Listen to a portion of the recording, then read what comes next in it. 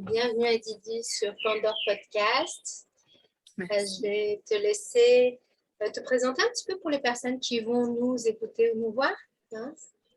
Ça va te partager.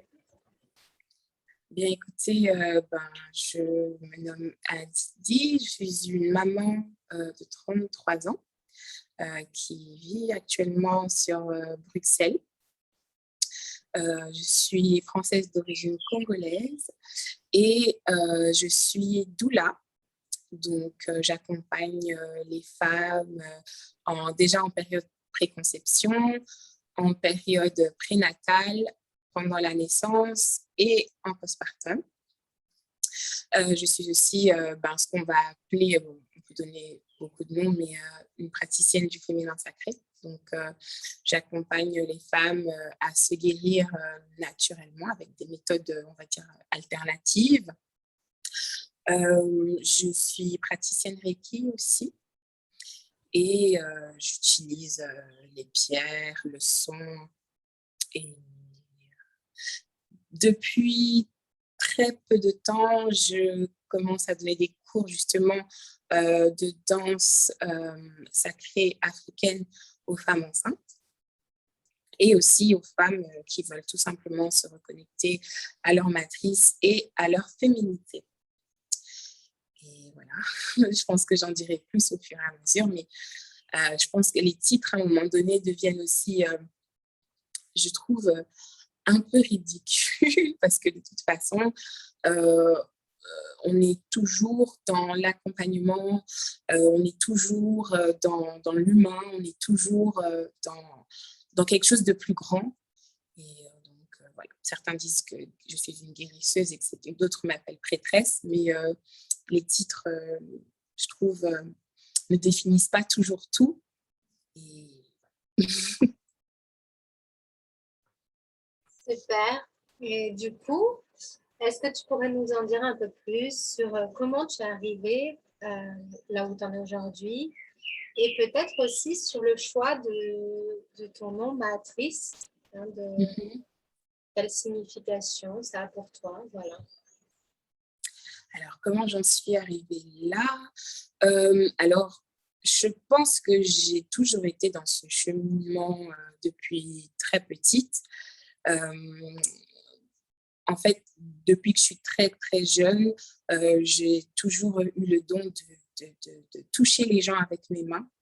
Et à chaque fois, les gens me disaient toujours, que ce soit des adultes ou des enfants, « Oh, ça m'a fait du bien, je me sens mieux, etc. » J'avais mal à la tête, j'ai plus mal à la tête. Donc, j'ai toujours un peu été dans ce cheminement-là. Et on va dire que fin de l'adolescence, début vingtaine, j'ai fait une crise existentielle, en fait, parce que moi, étant née en Occident, donc à Paris, à ce moment-là, en plus, je vivais en Angleterre, j'étais très imprégnée de la culture occidentale. Le Congo, j'y étais peut-être 2 fois, et, mais je me sentais vraiment très rattachée à la culture occidentale, puisque pour moi, la culture africaine, à part ce qu'on m'envoyait à la télé, ce que moi j'ai vu en étant sur place, il n'y avait pas grand-chose de positif. Et en plus, j'étais chrétienne, mais vraiment chrétienne évangélique, donc très dogmatique, etc. Donc, pour moi, j'avais aucune attache avec l'Afrique. Et en fait, c'est quand j'étais à l'université en Angleterre que j'ai eu à discuter avec un activiste des droits de l'homme qui, justement, lui, à l'époque, militait pour faire connaître ou mettre la lumière sur ce qui se passait au Congo, à savoir que dans l'Est du Congo, il y avait, enfin, et il y a toujours énormément de viols et que le viol, en fait, était utilisé comme arme de guerre contre les populations locales pour des raisons variées, comme l'exploitation des minerais, comme les partages des terres, donc certains veulent venir s'installer où il ne faut pas, etc. Donc, lui, il était beaucoup, très actif au niveau justement des questions des droits de l'homme. Et un jour, on avait une conversation Et moi, comme d'habitude, avec mon dogmatisme, je parlais de Jésus. Il n'y a que Jésus qui peut guérir ça, il n'y a que Jésus qui peut venir sauver tout le monde. Nanana. Et puis, il rigolait. Et je dis, mais tu ne peux pas te moquer de Jésus comme ça. Tu sais le nombre de, est-ce que tu sais le nombre de miracles que Jésus a fait, hein? Est-ce que tu sais que Jésus, il a même, et à l'époque, j'avais quoi, 20 ans, Jésus, il a même aidé beaucoup de femmes qui n'arrivaient pas à avoir d'enfants à concevoir. Et il a rigolé, il m'a dit, parce que lui, en fait, même s'il habite en Angleterre, il avait grandi au Congo. Et il m'a dit, est-ce que tu sais rien qu'au Congo, il y a des milliers de plantes qui savent faire ce que tu m'as décrit là. Et j'avais déjà entendu des discours sur la spiritualité africaine, sur l'agnostisme, sur les pensées agnostiques, etc., sur justement l'athéisme et tout, et parce que j'ai étudié la philosophie, mais j'étais jamais, enfin, comme je suis quelqu'un je réfléchis beaucoup, j'aime beaucoup avoir une pensée critique, etc. Mais au fond de moi, j'étais chrétienne et il y avait ça comme chemin. Et en fait, et mes professeurs aussi, on débattait souvent sur ça avec les autres élèves et tout ça, mais je restais très ferme dans mes dogmes, même si j'aimais beaucoup la philosophie. Et en fait, cette phrase m'a réveillée parce que c'est pour lui, le fait qu'il me dise qu'il y avait énormément de plantes qui pouvaient guérir les femmes de la stérilité, ça a réveillé quelque chose en moi. Et en fait, aujourd'hui, je comprends pourquoi. C'est parce qu'en fait, déjà dans ma lignée, il y a des maïeuticiens. Mon arrière-grand-père était maïeuticien. Donc, est-ce que tu peux peut-être expliquer ce mot pour les personnes? Alors, un maïeuticien, c'est une sage-femme, si on peut l'exprimer de manière plus courante. Et donc, mon grand-père était déjà maïeuticien à l'époque dans la région, parce qu'en fait, le Congo est vaste, hein, c'est plus de 2 millions de kilomètres carrés. Et nous, on vient du Kasaï, donc au centre du Congo. Et on est des Batété, là, donc c'est un peuple aussi du Congo. Et en fait, dans cette région-là, en fait, mon grand-père, quand il y avait un accouchement difficile, on l'appelait avec les locolés. Donc, les locolés, ce sont des percussions qui sont en forme rectangulaire et longue comme ça, et on tapait dessus. Et lui, en fait, quand il entendait ça, c'était parce que les gens se parlaient avec les locolés, quoi, de village en village. Il n'y avait pas de téléphone à l'époque. Et donc, il prenait son vélo avec ses potions et tout le monde disait que quand lui, il arrivait, la maman et l'enfant étaient toujours vivants. Enfin, ils s'en sortaient, quoi, malgré les difficultés. Voilà. Et ma mère aussi est sage-femme, mais elle s'est formée au niveau universitaire. Mais elle, en fait, elle a complètement... Enfin, maintenant, elle commence un peu à y revenir, mais elle avait rejeté tout ce qui était traditionnel. Elle est fière de dire qu'elle est une femme de science, ce qui n'est pas mauvais en soi, mais voilà, tout ça, elle n'était pas du tout sensible à ça. Et donc, voilà, c'est un peu comme ça. Et puis, je me souviens aussi, même si elle a rejeté ce côté-là, quand j'étais plus jeune, donc je pense que j'avais peut-être 4-5 ans, un de mes oncles, en fait, on vivait en France. Et ce qui s'est passé, c'est qu'il a eu des jumeaux. Enfin, sa femme a eu des jumeaux. Et ma mère a fait une cérémonie, en fait, à l'hôpital, donc dans une ville qui s'appelle Beauvais, en France, en province. Elle a fait une cérémonie traditionnelle. Et je voyais ça, mais voilà, ça, sans plus, quoi. J'ai grandi avec ça, mais c'était pas quelque chose de... C'était juste une tradition, en fait, hein, qu'on faisait un peu, voilà, pas bêtement, je dirais, mais qui existe encore. Et donc, ma mère faisait ça. Et donc, j'ai évolué comme ça. Bon, voilà, ça, par exemple, nos parents nous parlaient qu'en français et tout, parce qu'il fallait bien parler français, parce qu'il fallait, voilà. Et donc, à 20 ans, je reviens à cet épisode, je m'éveille à ce truc qui m'intrigue. Et ça reste là et je me dis, mais en fait, on m'a menti sur plein de choses. J'ai l'impression qu'on m'a menti. Donc voilà, ma crise existentielle a commencé à ce moment-là. J'ai commencé à me poser beaucoup de questions.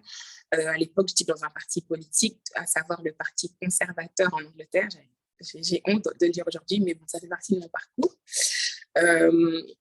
Parce que c'était aligné avec mes croyances religieuses, de toutes les philosophies politiques, etc. Donc, du coup, pour moi, j'ai tout rejeté à ce moment-là. Le christianisme, je commençais à douter et tout.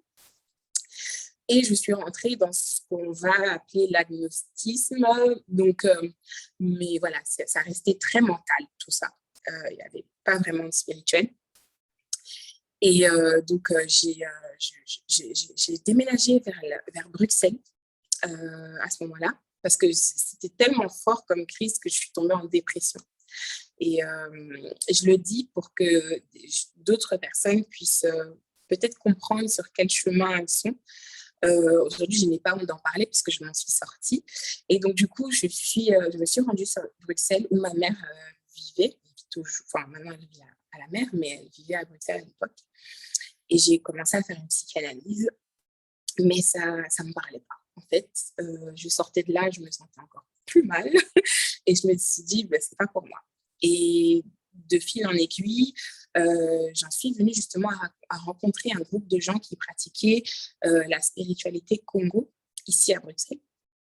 Et donc, c'est là que j'ai eu mes premières initiations. J'avais peut-être 21, 22 ans. Et donc, il y a tout un monde qui s'est ouvert à moi. Justement, j'ai compris, parce que là, quand on s'initie, on apprend le Kikongo, qui n'est pas forcément celui qui est parlé couramment aujourd'hui au Congo, mais le Kikongo initiatique. Et en apprenant cette langue, j'ai aussi compris qu'en fait, il y avait des mots complexes, des mots scientifiques aussi en Kikongo. Et ça me parlait beaucoup. Pour la première fois, parce que j'avais essayé la méditation, j'avais essayé plein de choses et tout. Mais pour la première fois, quand je faisais les mantras, quand je faisais les invocations, je sentais vraiment mon sang bouillir, comme si c'était quelque chose que j'avais déjà fait, alors que je ne connaissais pas ça, en tout cas dans cette vie. Et voilà, de fil en aiguille, j'ai commencé justement à m'intéresser à la spiritualité africaine, aux spiritualités africaines, parce qu'il n'y en a pas qu'une. Et je trouve que ça fait aussi la beauté et la richesse. Donc, j'ai commencé à me sortir un peu de la pensée dogmatique. Et donc, j'ai aussi commencé à m'intéresser à l'histoire africaine, l'histoire précoloniale. En fait, je vais pas tout dire, mais en gros, ce qui s'est passé, c'est que j'ai découvert en fait que je pouvais aussi trouver des méthodes alternatives déjà pour me soigner. Donc, j'ai commencé justement à me diriger vers des herboristeries, à lire des bouquins, à aller à des conférences, etc. Et voilà. Mais comment j'en suis arrivée vraiment à la femme, c'est qu'en fait, je suis partie au Congo pour commencer un projet agricole en 2014. Et donc, du coup, pour la première fois, j'allais au Congo, mais j'allais en milieu rural.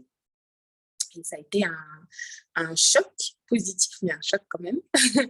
Parce que justement, dans les villages, les gens étaient beaucoup plus advenants, beaucoup plus humains, beaucoup plus bienveillants. On m'a accueillie de manière magnifique. J'ai eu je suis devenue un peu la fille du village et j'ai aussi vu comment les gens vivaient en milieu rural, la manière dont les gens, en travaillant, chantaient. Et en fait, au-delà de chanter, ils priaient. D'accord. Et il faut savoir, par exemple, en Kikongo, Samba, c'est la prière. Donc du coup, tout ça, ça m'a beaucoup touchée. J'ai aussi vu comment les femmes accouchaient, c'est-à-dire calmement. J'ai vu que les enfants, justement, ceux qui avaient 7 ans s'occupaient des enfants qui avaient 3 ans toute la journée. Tout ça, contrairement à Kinshasa où tout le monde quémandait de l'argent pour tout et pour rien. Là-bas, les gens, même les enfants, me servaient, mais ne me demandaient rien en retour. Et, ça a été, ça m'a ouvert les yeux. Et donc, j'ai commencé, pareil, à toujours me poser des questions sur comment est-ce que, justement, la colonisation nous avait influencés, etc. Et justement, j'ai une tante qui est praticienne, donc la sœur de ma mère.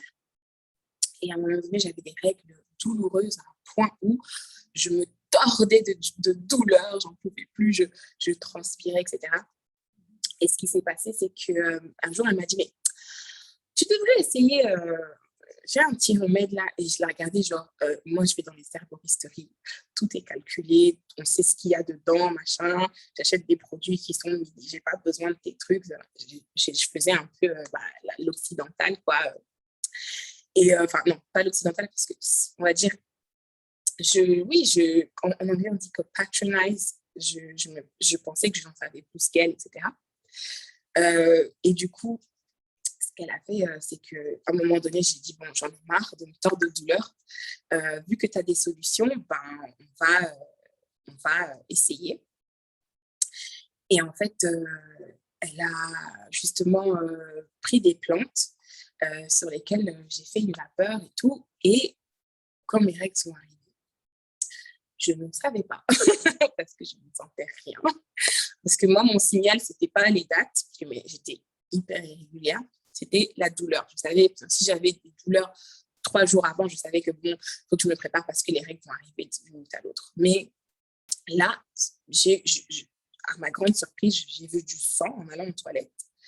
Et j'ai dit, mais j'ai pas mal. Et donc, voilà, et à l'époque, il faut savoir que j'avais un fibrome, j'avais des polypes, j'avais des kystes et tout.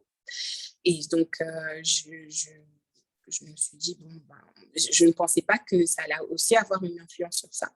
Donc, j'ai continué le traitement et tout par après pour les autres cycles. Et je suis rentrée en Europe, j'ai rencontré le père de ma fille. Et donc, quand on s'est rencontrés et tout, ben, l'amour, etc., machin. Et donc, on s'est dit, de toute façon, moi, je lui dis, hein, écoute-moi, il n'y a aucun risque, je ne tombe pas enceinte. Bon, c'est vrai que j'étais jeune, je ne tombe pas enceinte. De toute façon, on sait qu'on essaye, qu'on a fait ce qu'il fallait, mais voilà. Et je ne prends pas de pilule parce que je n'aime pas. Donc, et puis voilà, ben, dans ce contexte-là, à ma grande surprise, un jour, j'avais mal au sein. Je me suis dit, mais moi, j'ai jamais mal au sein. Même quand j'ai des douleurs de règles, j'ai pas mal au sein. Et ma grande sœur m'a dit, bah écoute, on était au téléphone et tu m'as dit, va faire un test de grossesse. Et je suis allée faire le test, c'était positif. Et donc, moi, je devais rentrer à Kinshasa pour aller faire mes champs. Et je lui ai dit, j'ai fait, je suis enceinte et je ne sais pas quoi faire et tout ça. Et lui, tout de suite, ça a été de toute façon, ça ne sera pas notre dernier. Et donc, on a décidé de garder la grossesse. Et donc, ce que j'ai fait, en fait, dès que j'ai appris que j'étais enceinte, je suis allée dans un magasin de livres, dans une librairie. Et j'ai acheté plein de bouquins, notamment le guide de la maman bio et d'autres livres beaucoup plus, on va dire, scientifiques et tout ça, enfin, plein de choses. Et dedans, j'ai commencé à manger différemment, à faire attention aux perturbateurs endocriniens, etc. Même si j'avais déjà eu à expérimenter des diètes comme celle du docteur Sebi, qui était un guérisseur noir-américain qui vivait aux États-Unis, qui nous a quittés malheureusement il y a peut-être 4 ans de ça. Mais là, j'expérimentais vraiment et tout. Et je voyais que je me sentais bien, etc., que j'avais de la force et tout. Et pendant la grossesse, par exemple, à un moment, j'avais eu un masque de visage, comme ça arrive à beaucoup de femmes, mais surtout aux femmes africaines et afrodescendantes. Souvent, on a un masque qui se développe pendant la grossesse. Et après 2 semaines de manger que des produits végétaliens, bio, et certains légumes, pas d'autres, certains fruits, pas d'autres, certains céréales, pas d'autres, j'ai vu que le masque, c'est complètement est parti. Et jusqu'à la fin de la grossesse, j'avais de la force, etc. Et j'avais prévu d'accoucher à domicile. Et l'accouchement ne s'est pas forcément bien passé. J'ai accouché à l'hôpital, c'était un accouchement traumatique, etc. Et donc, après ça, ben, j'arrivais pas à allaiter, donc dépression postpartum, plein de choses. Et en fait, je cherchais des réponses à mes questions et je me suis souvenue qu'il y avait le métier de doula dont j'avais déjà entendu parler parce que Erykah Badu, qui est une artiste que j'aime beaucoup, une noire américaine aussi, est aussi doula. Et donc, j'ai commencé à me renseigner et tout ça. Et je me suis dit, c'est ce qu'il faut, c'est ce qui me... Déjà, moi, j'ai besoin de réponses et c'est ce qu'il faut aussi à ma communauté, à la communauté afro, en tout cas en Europe, parce que du coup, vu que moi, j'avais traversé ça, j'en parlais et à chaque fois, j'entendais des histoires d'horreur sur les accouchements, sur la grossesse, sur la période postpartum. Et donc, ce que j'ai fait, c'est que je suis partie en Angleterre me former avec Michel Audin et Liliana Lamers. Et ma fille avait 3 mois. Et en même temps, ben, j'ai aussi été voir une naturopathe jamaïcaine. Et je lui ai expliqué un peu ce que je traversais. Et puis elle m'a dit Put that baby on your titties. En gros, elle me disait mets le bébé à ton sein et laisse-la tirer, le lait va sortir. Et moi, je dis oui, ça sort pas. Elle fait mais tu sais que pendant l'esclavage, il y avait des femmes qui n'avaient pas forcément eu d'enfants, mais qui devaient allaiter les enfants du maître. Pareil, celles qui peut-être avaient déjà des enfants, mais qui n'allaitaient pas leurs enfants et qui allaitaient les enfants du maître. Alors toi, tu peux allaiter, tu as eu un enfant, tu peux allaiter. Et du coup, ben, ça m'a donné du courage parce que toute la famille, que ce soit ma famille ou celle du papa de ma fille, ne comprenait pas pourquoi je m'entêtais à vouloir allaiter. Alors que dans ma tête, je me disais, bah, j'ai déjà, entre guillemets, raté mon accouchement, je ne veux pas rater l'allaitement, surtout que je connais les bienfaits et tout. Et donc, du coup, j'ai allaité la petite et du coup, je l'ai allaitée jusqu'à 4 ans d'ailleurs. Et donc, la naturopathe avait aussi une librairie. Et à cette librairie-là, j'ai aussi découvert qu'il y avait pas mal d'herboristes noirs américains, des herboristes africains, etc. Et donc, j'ai commencé à faire mes recherches et à me former au féminin sacré, etc. Et donc, j'ai aussi continué à faire les apports féminines, mais j'ai rajouté les éléments d'herboristerie, de nature et d'aromathérapie dans ma pratique. Et j'ai commencé justement à avoir des changements chez moi. Je me suis guérie notamment après l'accouchement. J'ai pu me restaurer assez rapidement, des mycoses, etc. Et donc, du coup, je me suis dit, je ne vais pas garder ça pour moi. En fait, je dois aussi le donner à d'autres femmes en prenant évidemment compte de ce que ma tante m'avait transmise. Et voilà. C'est un peu comme ça que j'ai commencé. Sacré parcours. T'as dit quoi? J'ai pas entendu. Un sacré parcours. Oui, c'était un peu ça. Et encore, c'est pas tout, mais j'essaie de condenser. Oui, bien sûr. On essaye. Et puis, il n'est pas fini en plus. Oui, c'est ça. Et du coup, le Mahatrice, tu veux nous dire un petit mot dessus? Écoute, oui. Alors, Mahatrice, en fait, ça part de la conjonction, on va dire. J'ai relié Mahat, qui est un concept égyptien, et matrice, donc notre matrice, qui est notre utérus, etc. Et donc, la Mahat, dans la philosophie égyptienne, ça représente l'équilibre, la justice, la paix, et ça représente aussi la déesse Isis. Et en fait, à l'époque, je me suis dit, je vais créer un concept qui va en fait allier l'équilibre de la matrice de la femme. Donc du coup, pour moi, ça avait tellement de sens de mettre ça au-delà du côté, on va dire, plus métaphysique, quand on parle d'Isis, etc. Moi, c'était vraiment, en fait, puisque la math, je me suis dit, l'équilibre, la justice, etc. Et la matrice, c'est donc une jonction des deux. Et c'est comme ça, en fait, que j'en suis venue à appeler ma marque Mahatrice Sacrée. Surtout qu'à l'époque, j'étais une fervente, on va dire, une camite. Donc, le camitisme, en fait, c'est un mouvement qui prône, en fait, le fait que les Égyptiens, en tout cas les premiers Égyptiens, ceux qui ont bâti les civilisations égyptiennes, étaient afro-descendants, étaient noirs, en fait. C'était une civilisation négro-africaine. Et ils se basent notamment sur les ouvrages de Cheikh Anta Diop. En tout cas, ça a fait partie de leur fondation. Et donc, du coup, pour moi, c'était normal d'appeler ma marque, la marque Matrice Sacrée. Voilà. Et ça l'est toujours. Super. Toutes les références, tu me les feras passer pour qu'on les mette pour les gens. Hein, tu nous as cité beaucoup de noms et je trouve que ça serait chouette de pouvoir partager pour les personnes qui ont un peu plus de curiosité d'aller creuser. Ok, et pas de souci. J'avais une petite curiosité quand tu as rapidement parlé des enfantements que tu as pu accompagner ou voir de près ou de loin, je ne sais pas, quand tu étais au Congo en 2014. Oui. Et savoir un peu ton regard et justement avec cette expérience en Europe que tu as eue, voilà, si tu avais des choses à partager sur ces deux expériences, ces deux manières de faire de cultures différentes.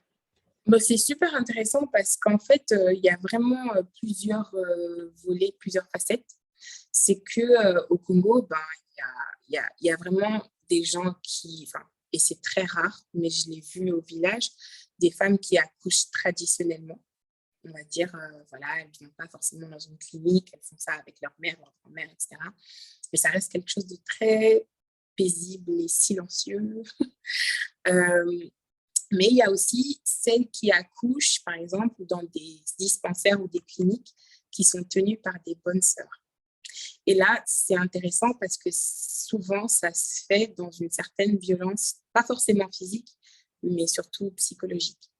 C'est-à-dire que ces femmes qui vont accoucher d'autres, qui vont accompagner d'autres femmes à accoucher ou à assister, elles vont être dans oui, mais qui t'avait dit d'aller coucher, l'enfantement c'est douloureux, supporte seulement, pourquoi tu cries comme ça?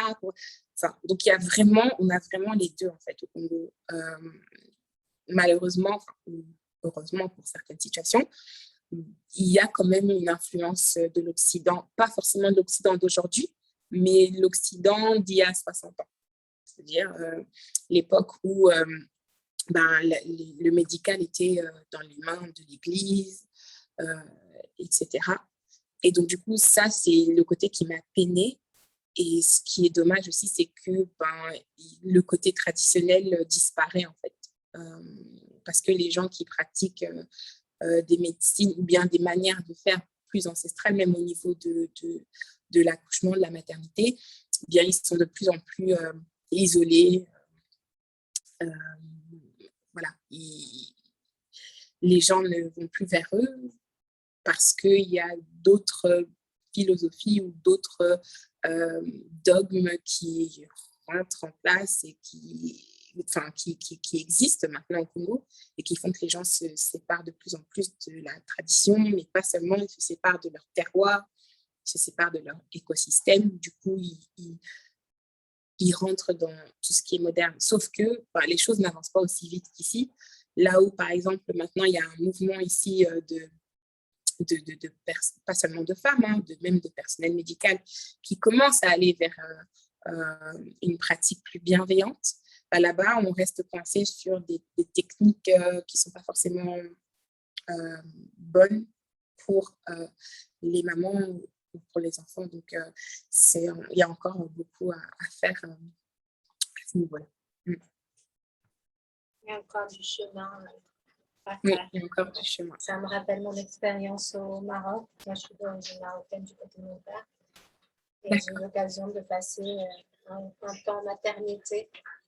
C'est vrai qu'il y avait un peu ce contraste entre les campagnes où des fois il y avait encore traditionnellement et les personnes, mais on leur disait de plus en plus de venir à la maternité, mais la maternité n'avait pas forcément les moyens personnels, etc. pour accueillir, donc c'était surchargé. Et une des conséquences, bien sûr, c'était des violences effectivement sur les mères, les enfants, et puis un isolement de la maman C'est aussi, ça.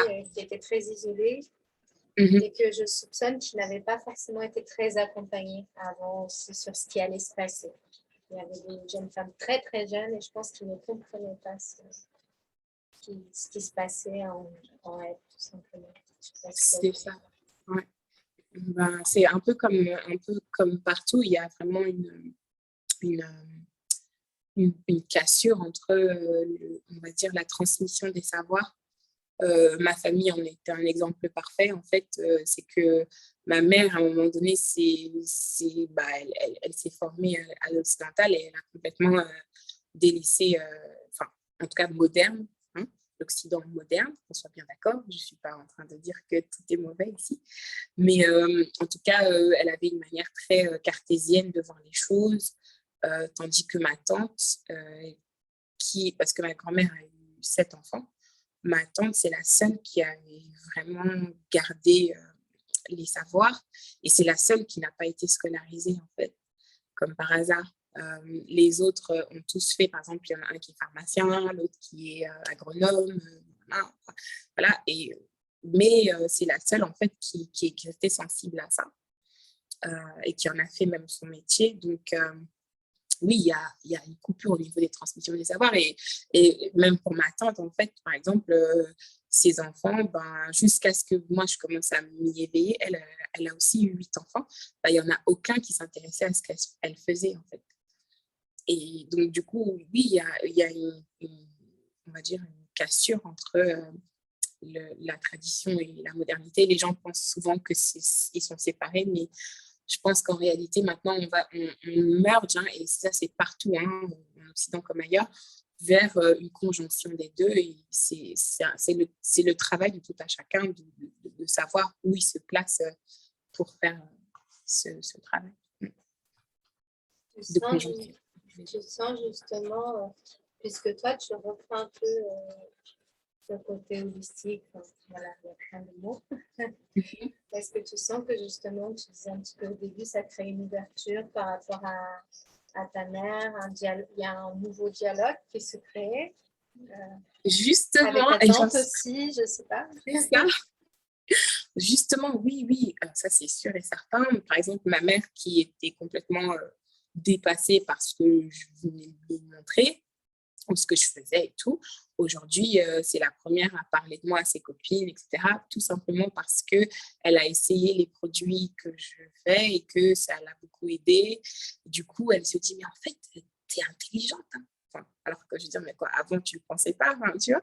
Donc, voilà, il faut aussi se mettre dans sa tête, elle est née dans un pays qui était colonisé et du coup, elle a grandi comme ça. Et donc, maintenant, oui, elle se sensibilise de plus en plus. Ma mère, par exemple, avant, elle est diabétique, mais elle était aussi hyper tendue.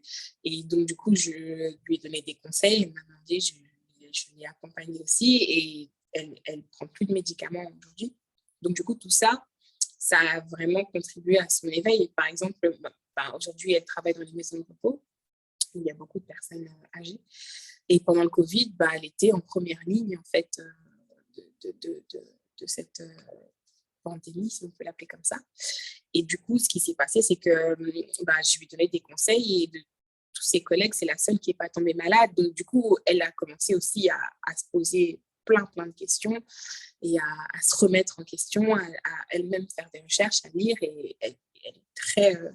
maintenant, elle me comprend et elle aussi, elle s'est mise dans cette démarche-là. Donc, pareil, ma tante, par contre, c'est le contraire. Je lui dis, peut-être que tu devrais noter, écrire ce que tu fais. Voilà, peut-être que tu devrais vraiment organiser tes herbes d'une certaine manière et tout ça. Enfin, voilà, donc je pense que, comme je dis, il y a une jonction qui peut se faire et qui se fait déjà dans les pays. C'est pas nouveau. Dans les pays asiatiques, il y a déjà une codification de la médecine chinoise. Dans les pays, en Inde, l'Ayurveda, c'est aussi, il y a une forme de codification. Donc, pourquoi pas avec les connaissances ancestrales africaines. Donc, surtout que, c'est pas pour faire de l'apologie ou quoi, mais étant les premiers habitants sur Terre, on a été les premiers à vraiment faire de la science.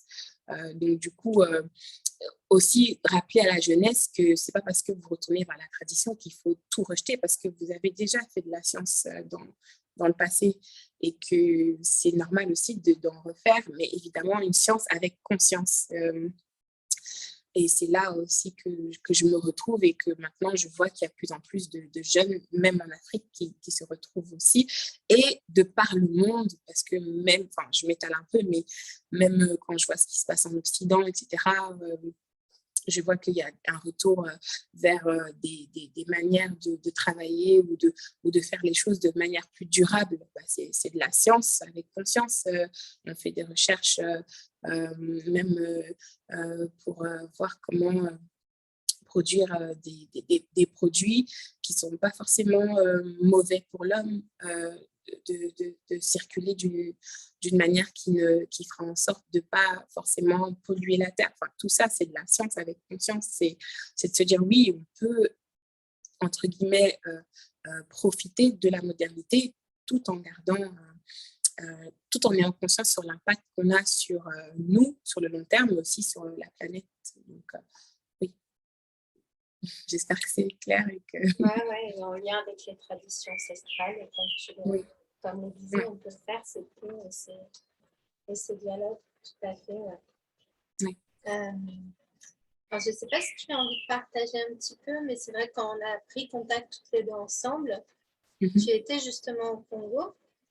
Oui, j'étais au Congo. On a failli d'ailleurs faire cet entretien entre le Brésil et le Congo, mais finalement, voilà, c'était pas le moment. Mais est-ce que tu aurais envie de partager un peu sur ce voyage, voilà, sur ton expérience? Bien, écoute, c'est vrai que partir au Congo avec un regard beaucoup plus positif, ça change tout parce que du coup, je comprends les subtilités de mon pays d'origine, du peuple qui l'habite, etc. Dans le sens où, même si, par exemple, à Kinshasa, c'est une ville qui se développe très vite, etc., il y a quand même un sens communautaire très marqué, dans le bon comme dans le mauvais. C'est-à-dire que les gens, malgré la souffrance, se soucient encore des autres. Les gens, malgré le fait que, oui, ils ont été formés à l'occidental, oui, ils ont des dogmes dans leur tête qui ne sont pas forcément endogènes. Quand ça chauffe, ils vont tous voir le tradipraticien. Quand ça chauffe vraiment et qu'on n'a pas trouvé de solution, là, on dit, OK, ils sont où les sorciers, entre guillemets. Donc, il y a vraiment ça qui se garde. Et de toute façon, la culture, malgré le fait qu'il y ait la colonisation, etc., elle reste très ancrée. Et les gens font les choses inconsciemment, en fait. Quand les gens font des danses de la fertilité, eux, ils ne savent pas forcément pourquoi ils font ces danses-là. D'accord. Il y en a qui le savent et ça reste dans les mains des grands initiés, etc., mais pas tout le monde. Voilà. Quand les gens font 40 jours après le deuil, il y a ça reste la tradition, mais ils le font par tradition, mais ils ne savent pas pourquoi. Quand une femme est alitée pendant 40 jours, pareil, ils ne savent pas pourquoi ils le font. Enfin, ils le font, hein, ils savent que c'est bien pour la maman, etc., mais ils ne connaissent pas peut-être, ils ne savent pas qu'il y a d'autres contrées dans le monde où ça se fait aussi traditionnellement comme ça, et pourquoi c'est 40 jours, etc. Enfin, donc, la culture reste quand même très présente au Congo. Ici, on parle de thérapie par le son. Au Congo, ça se fait naturellement, en fait. Il n'y a pas encore, en tout cas, de personnes qui se sont assises et ont étudié la question, mais ça se fait naturellement quand quelqu'un est en deuil. Il y a les tambours qui sont là, etc. On joue de la musique pour les gens, etc. Quand il y a des cérémonies, des rituels, pareil, on utilise aussi la musique, des chants, etc., certaines vibrations. Donc, la culture reste quand même assez présente de ce que j'ai pu en voir.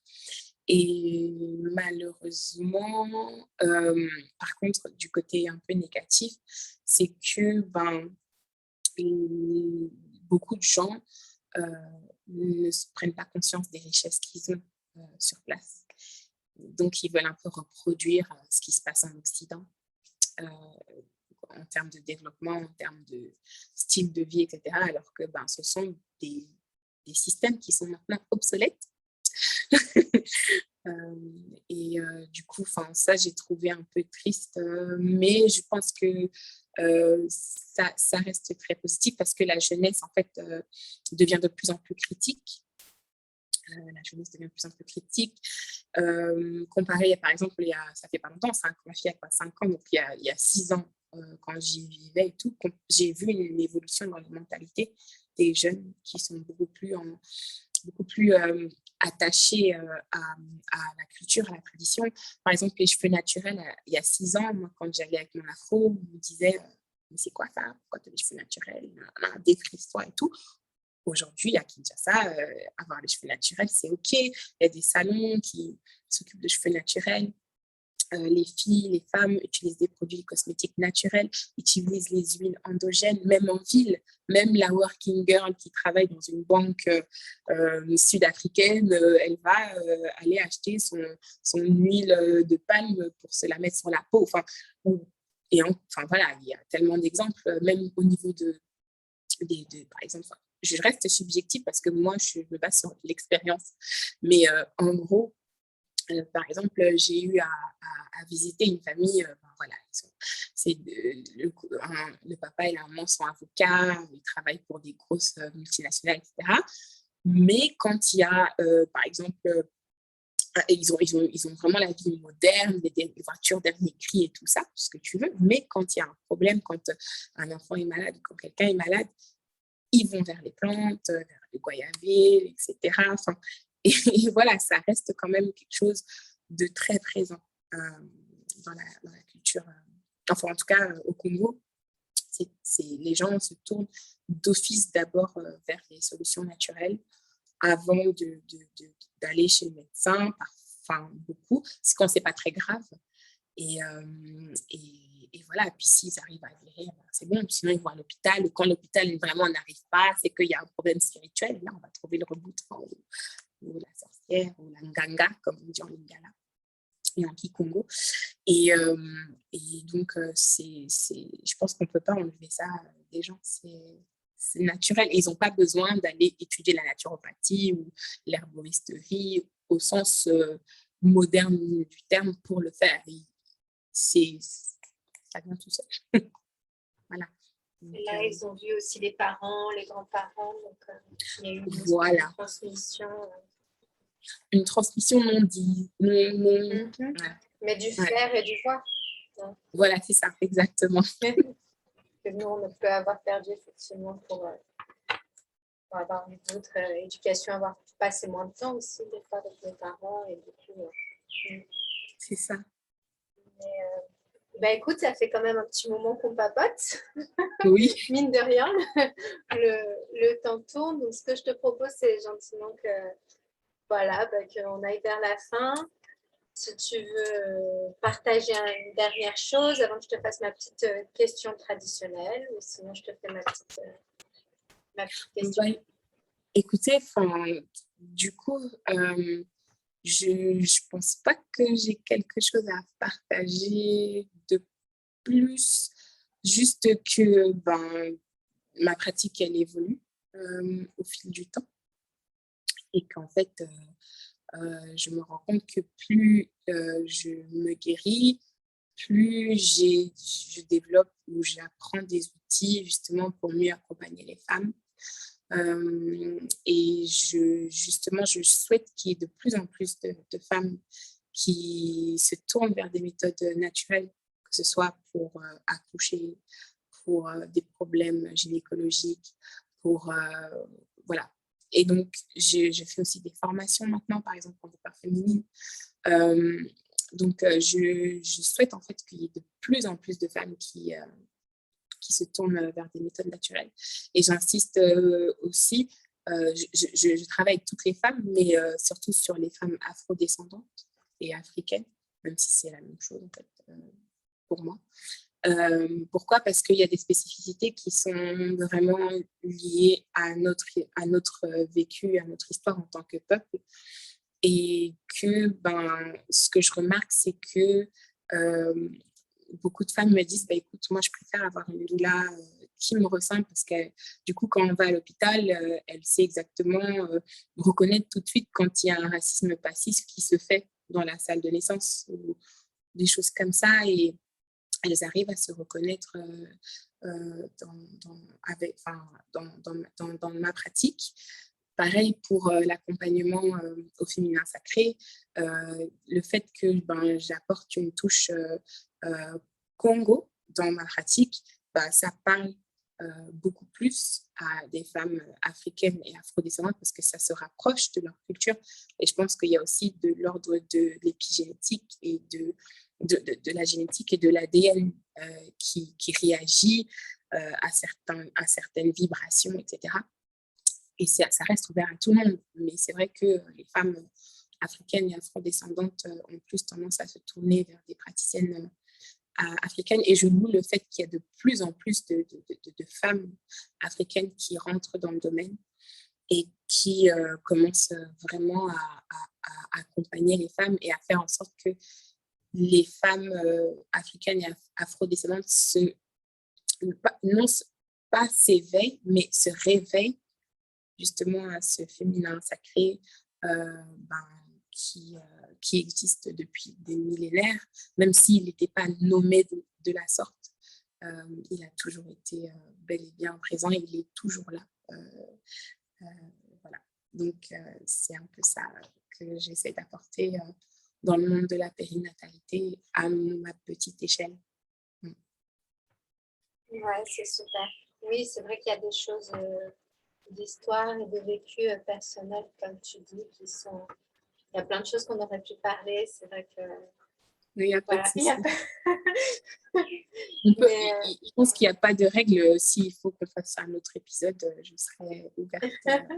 Pourquoi pas? Je n'ai pas encore commencé la série 2, mais souvent, c'est des choses que je dis aux personnes avec qui je passe un moment. Pourquoi pas faire un deuxième épisode par la suite pour voir aussi les évolutions, les changements, etc. Et du coup, ma petite question traditionnelle, ça va être si tu étais une fleur, ou une plante, qu'est-ce que tu serais? Directement comme ça, je pense que je dirais la camomille. Parce que elle apaise, elle calme. Voilà. Ouais, c'est une plante très liée effectivement à la natalité aussi, et puis même dans la vie. D'accord. Eh bien, écoute, Didi, je te dis un grand merci pour ce moment, pour cet échange. Ça a été un plaisir. Et puis, je te souhaite plein de belles choses pour Matondo, merci. ton chemin. Ouais. Matondo. Et au plaisir. Ciao, ciao. Ciao.